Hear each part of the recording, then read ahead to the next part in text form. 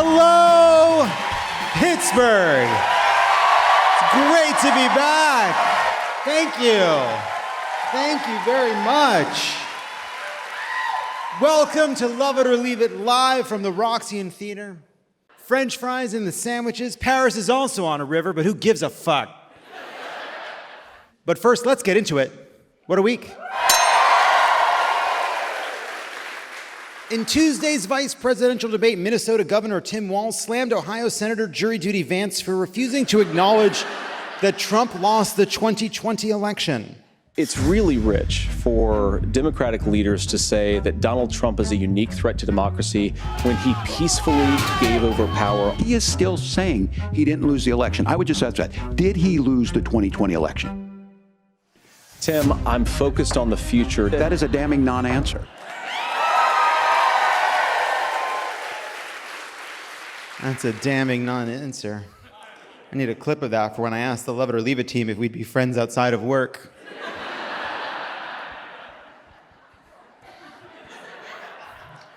Vance did have this moment of which he was proud. Just to clarify for our viewers, Springfield, Ohio does have a large number of Haitian migrants who have legal status, temporary protected status. Well, Margaret, but the rules were that you guys weren't going to fact check. Vance continued, "How dare you? That's it. This is going into my Yelp review. That's my blog where I review the Yelps of dogs murdered by immigrants."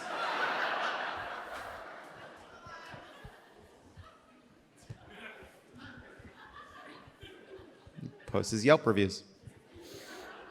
It's horrible.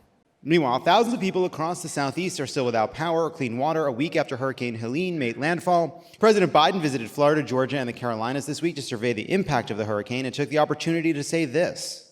Nobody can deny the impact of climate crisis anymore. At least I hope they don't. They must be brain dead if they do. When reached for comment, congressional Republicans responded with this.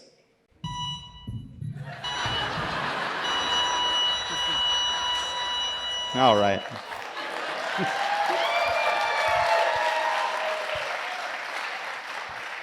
And we're all just going to know that that's technically a heart thing.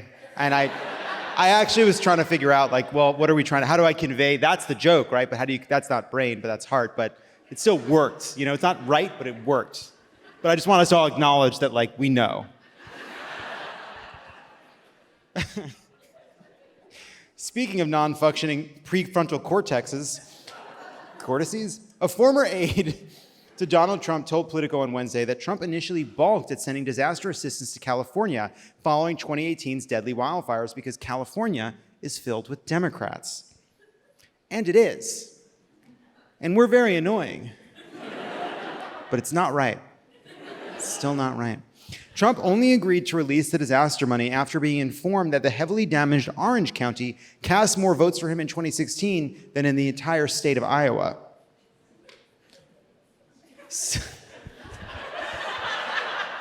Saving California because of and not in spite of Orange County? That's like saving a historic home because you love asbestos. On Thursday, Kamala campaigned alongside Liz Cheney in Ripon, Wisconsin, the birthplace of the Republican Party. It's interesting. A lot of people believe the Republican Party evolved on one of those anaerobic sea vents, but no, it was on land and involved people. Cheney kicked things off. I tell you, I have never voted for a Democrat, but this year, I am proudly casting my vote for Vice President Kamala Harris.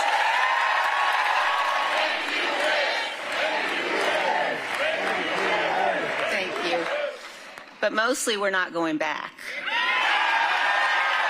What's that mostly doing?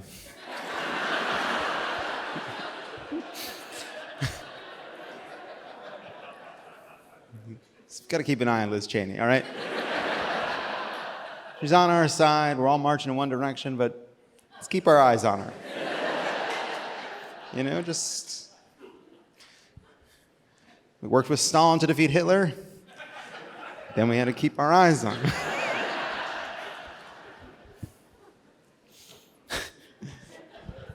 Yes, the enemy of our enemy is our friend. Until there's no more an enemy. Congratulations on your first vote for a Democrat, Liz Cheney. Here's a coupon for a deeply unsatisfying Sweet Greens experience and a bandana that says adopt, don't shop for a dog you cannot control.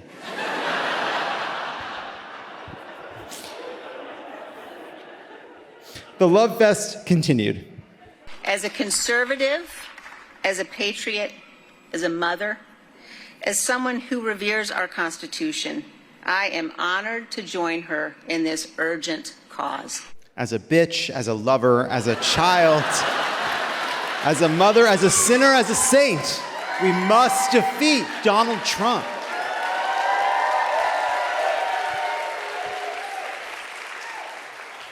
In what was somehow both weird and convenient timing for the Trump campaign, Melania Trump came out as a supporter of abortion rights in her forthcoming memoir. The memoir is loosely based on her life, in which she actively campaigned to have those rights stripped away from millions of women. I thought Ryan Murphy took liberties with the Menendez story by making those brothers kiss. But this is ridiculous. Writes the former First Lady, it is imperative to guarantee that women have autonomy in deciding their preference of having children based on their own convictions, free from any intervention or pressure from the government. The book continued, all right, look, it's me, Melania's ghostwriter. I'm trapped in a house. All I can see out of the windows are Oregon license plates. I think there's another writer here somewhere, or that might just be ChatGPT. Either way, we use Morse code to talk through the pipes. Melania is actually pretty nice, though, truth be told. In the book, Melania says that restricting a woman's right to choose whether to terminate an unwanted pregnancy is the same as denying her control over her own body. I have carried this belief with me throughout my entire life. Oh, have you? Have you carried this belief with you? In the same sense I carried gym clothes with me to Pittsburgh, but decided to have a roast beef sandwich with French fries in it at 10 a.m. this morning?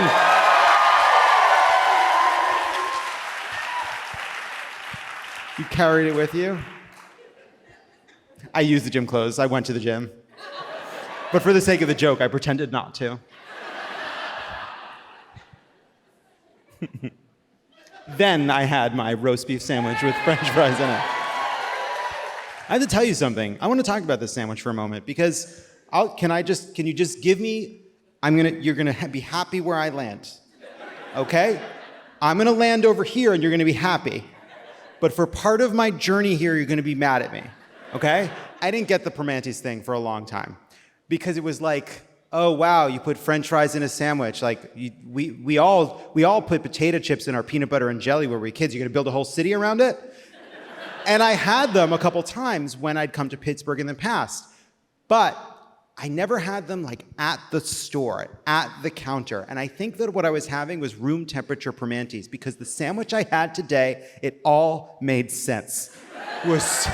Truly made sense.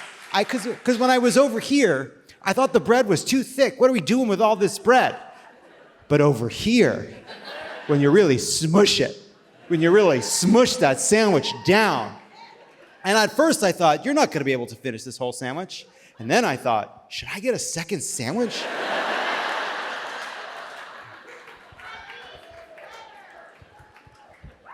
Oh, somebody shouted, another place is better, which is why I normally don't tell you people where I eat in your cities, because everybody's got a fucking opinion. Oh, you didn't go to this place, this secret that only 7 of us know? I guess you should have spent another hour on Reddit. You can't go to the top restaurants anymore on the internet. You can't go to the fancy websites and what they recommend for you to eat because they're all too sophisticated. They're all like, oh, this restaurant really changed Pittsburgh's take on Italian. No, thank you. Like, yeah, this avant-garde combination of Thai and French. No, thank you. I want someplace very old that killed most of the men in this community. On Thursday, Melania, who we're still talking about, released a video about abortion. Individual freedom is a fundamental principle that I safeguard. Without a doubt, there is no room for compromise when it comes to this essential right that all women possess from birth: individual freedom. What does my body, my choice really mean? What does it really mean? I'm not sure I can actually say this next part. Kennedy, could you come out on stage for a second?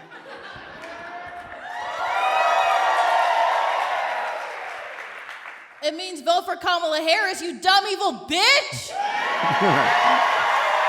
Kennedy, everybody. What the fuck is that video? Why is it shot like a Chanel perfume ad?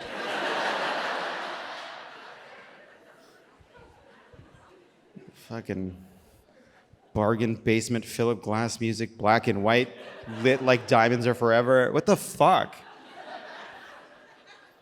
Whatever policy disagreements Melania may claim to have with her husband, she certainly shares his taste for corruption. CNN reached out to her book publisher to request an interview. Last week, the publisher stipulated that an interview with Melania would cost $250,000. Who does she think she is, Mu Deng? She probably doesn't even bite anybody. Melania, if you want to come on Love It or Leave It, we can offer you a $500 stipend and parking validation. You will have to play a game called Would You Fuck This Private Jet, though? It's part of it. On Thursday, candidates in Pennsylvania's Attorney General race were asked if they'd prosecute women under an abortion ban in this state. Democratic candidate Eugene DePasquale answered first.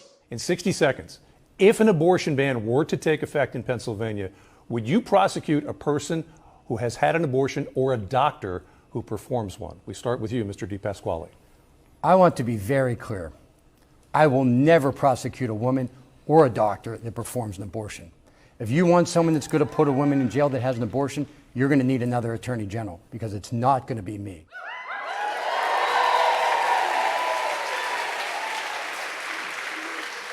I'll do it, said Rudy Giuliani, wearing 2 different shoes before sitting on a freshly painted park bench.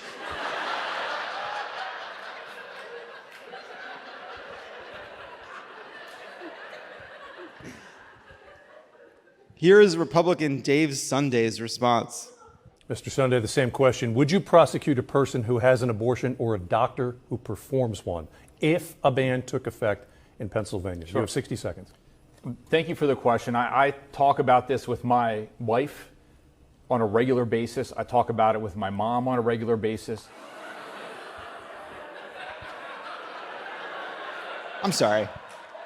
You talk about abortion with your mom on a regular basis? What's that third conversation about?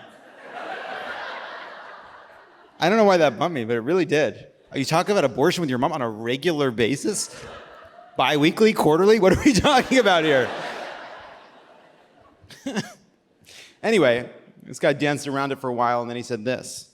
I have enough belief in the citizens of Pennsylvania to believe that what you're talking about just would never happen. It would never happen. And that's something that I feel very strongly about. I will absolutely support the abortion laws in Pennsylvania. I feel strongly that would never happen is not a policy position. It is a magic 8-ball answer. Oh, Pennsylvania would never do that? There is literally no telling what Pennsylvania will do. You're the home of the Amish, gritty, and not one but 2 passionate convenience store fandoms. I have been in Pittsburgh for 24 hours, and my impression is that you are some of the nicest people I've ever met who could explode at any moment. You are a wild card state with absolutely no internal logic. You know it, and anyone who says otherwise is fucking lying. Speaking of internal logic, on Wednesday, special counsel Jack Smith filed a brief arguing Donald Trump was fundamentally acting as a private citizen when he attempted to overturn the 2020 election. Yeah, of course he was. It's not the president's job to overturn elections. I actually think you can make a case that Trump never acted as anything but a private citizen. It's like you can make the dog the mayor of your town, but he's not presenting his paw for a handshake because he believes in the values of the Veterans Day parade. He's doing it for peanut butter.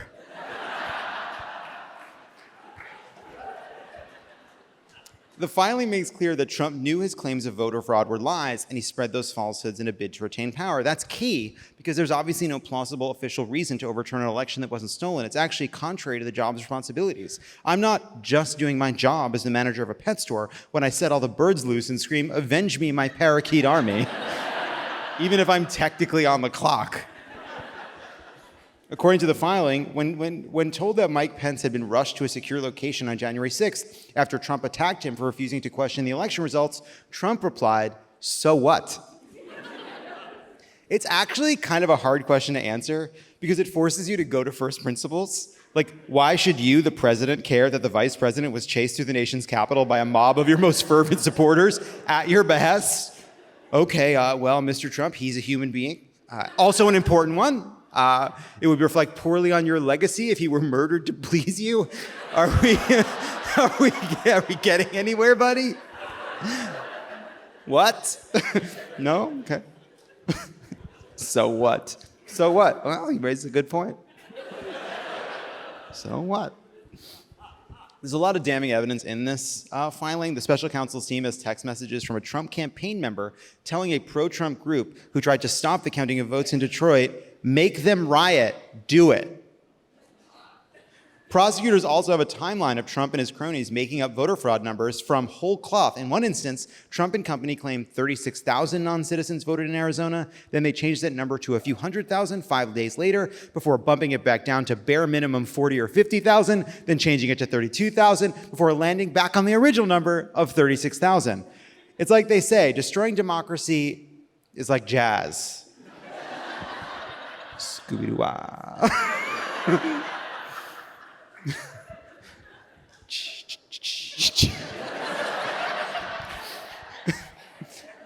Prosecutors also detail Rudy Giuliani's seemingly nonstop butt dialing and phone-related mishaps. In one instance, he sent a resolution to Michigan lawmakers declaring the election results to be in dispute, but sent it to the wrong number. Giuliani, I think now, is building to his magnum opus, a message that will be sent to all of our phones, his inevitable silver alert.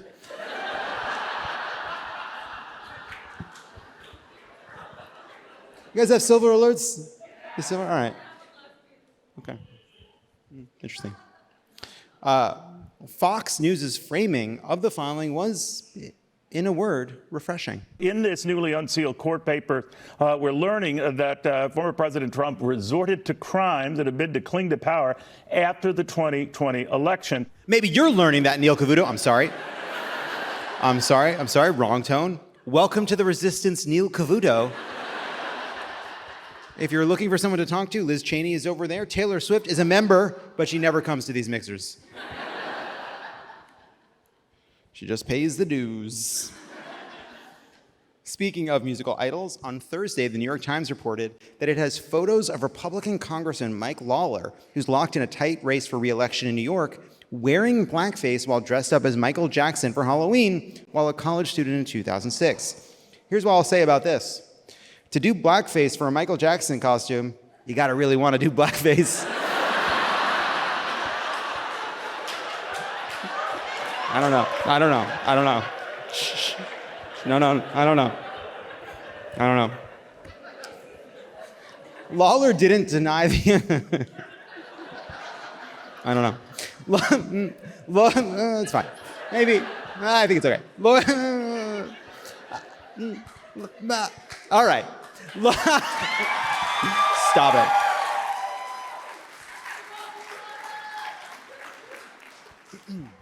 Lawler didn't deny the authenticity of the 2006 photo, saying in a statement that the costume was meant to be truly the sincerest form of flattery, a genuine homage to my musical hero since I was a little kid trying to moonwalk through my mom's kitchen.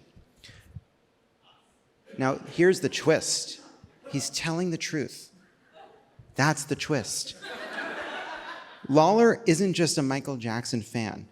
He's an insane super fan. This is real.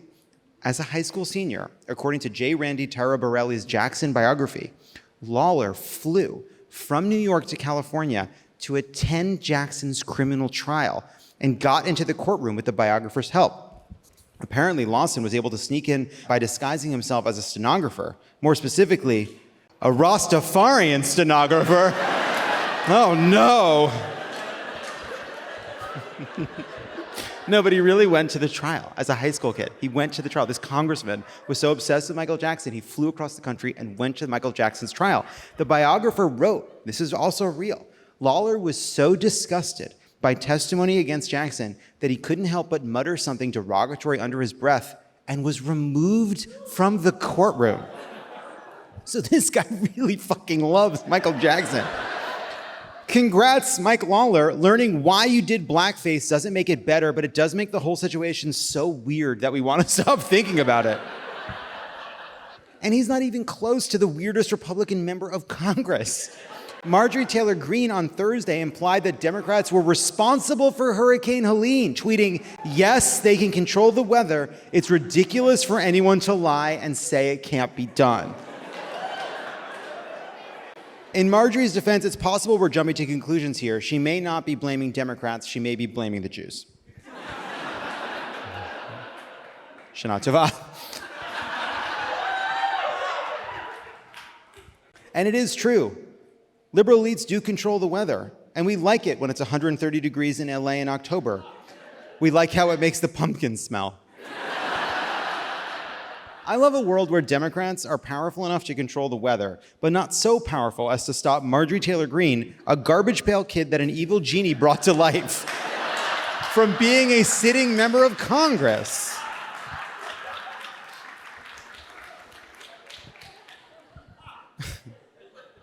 Former Colorado County Clerk Tina Peters was sentenced to 9 years in prison this week for her role in orchestrating a data breach to aid Trump's re-election fraud scheme. Peters allegedly stole a county employee security badge to help an associate of My Pillow guy, Mike Lindell, gain access to Mesa County's voter system. I get it. Mike Lindell asked you to commit a felony, and it's like exciting. It's intoxicating. He's so charming and hot. But now you're going to jail, and then where's Mike Lindell? Oh, he's screaming outside the courtroom? Okay. But still.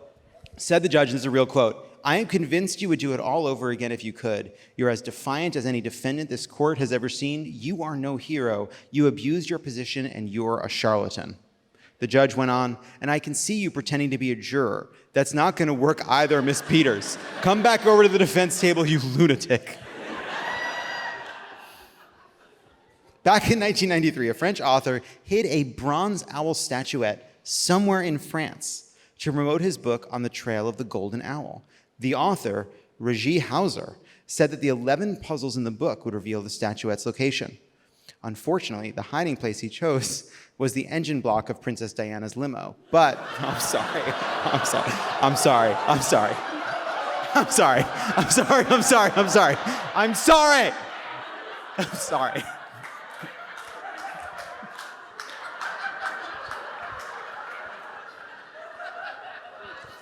sorry. Okay.